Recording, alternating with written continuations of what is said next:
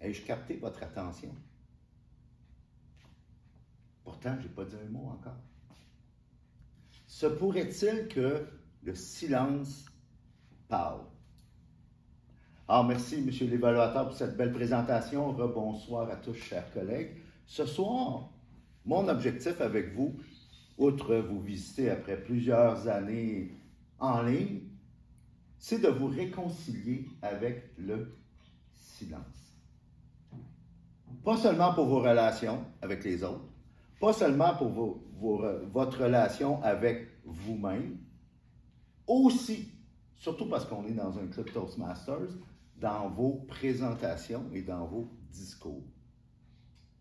Personnellement, Linda et moi, après plusieurs décennies d'essais-erreurs dans nos relations de couple, on a appris à apprivoiser le silence.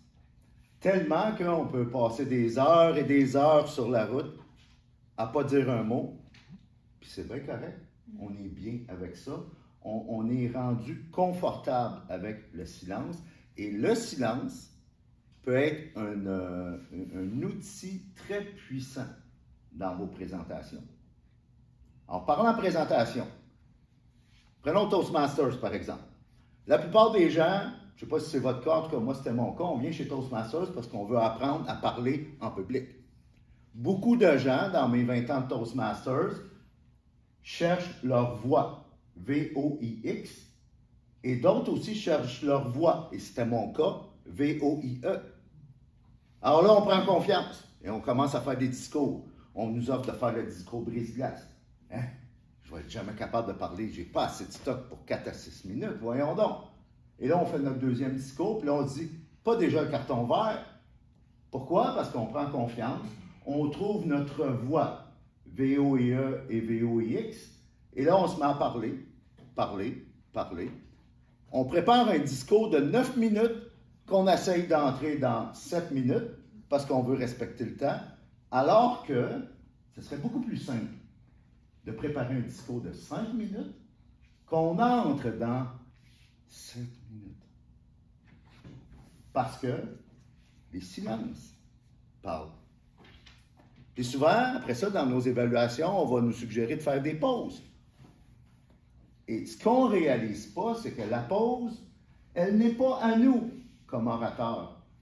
La pause appartient à l'auditoire. Parce que toute bonne présentation, tout bon discours est une conversation avec l'auditoire. Et imaginez dans une conversation s'il n'y a pas de silence. Ça va être juste du bruit, ça va être le chaos. Alors, c'est de prendre conscience qu'on se rend service à nous-mêmes, comme orateur, comme oratrice, et on rend service aussi à l'auditoire lorsque on laisse les silences parler.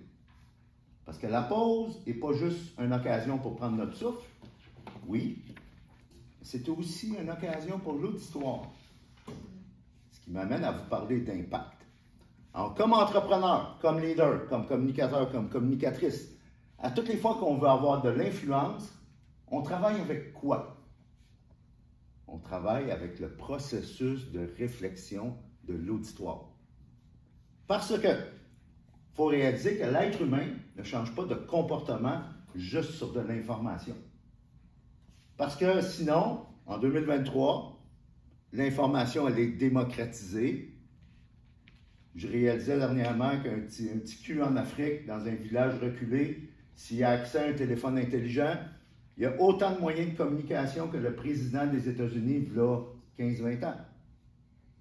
L'information, elle est démocratisée et pourtant, l'être humain ne change pas de comportement juste sur de l'information. Alors, que faut-il faire? Il faut réfléchir. Et pour ça, quand je fais une présentation, quand je fais un discours, quand je fais un pitch de vente devant un client, un prospect, si mon interlocuteur ne réfléchit pas, je perds de l'impact. Alors, c'est pour ça qu'il faut créer cet espace-là. Il faut laisser le temps à la personne devant nous de pouvoir dire « Ben oui, c'est bien trop vrai. Je n'avais pas pensé à ça. » Parce que si on fait juste parler et qu'on ne maximise pas, qu'on n'utilise pas comme effet de levier les silences, c'est là qu'on perd de l'impact. Et le pouvoir du silence va aussi vous aider à apprécier la vie. Parce que souvent, plus de silence va vouloir dire moins de disputes. Certaines choses méritent de ne pas être dites. Bon, souvent je réalise ça après l'avoir dit, mais ça c'est une autre histoire. Et la vie, c'est pas juste une série d'années. La vie, c'est surtout une série de moments.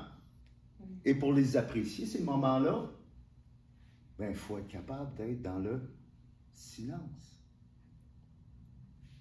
Parce qu'on vit dans une époque qui est très bruyante.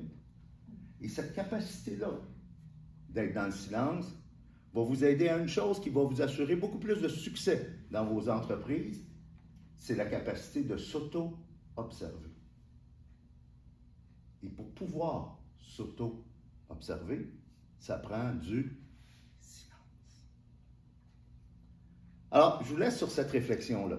Pour ceux qui aiment la musique, Mozart, le grand compositeur, disait que la musique, c'est le silence entre les notes. Parce que sinon, une série de notes, ça serait que du bruit. Alors, si vous voulez l'apprécier, la musique de la vie, si vous voulez avoir plus d'impact, si vous voulez mieux apprécier vos relations, dites-vous ceci, mes amis, que le silence parle. Madame la Présidente.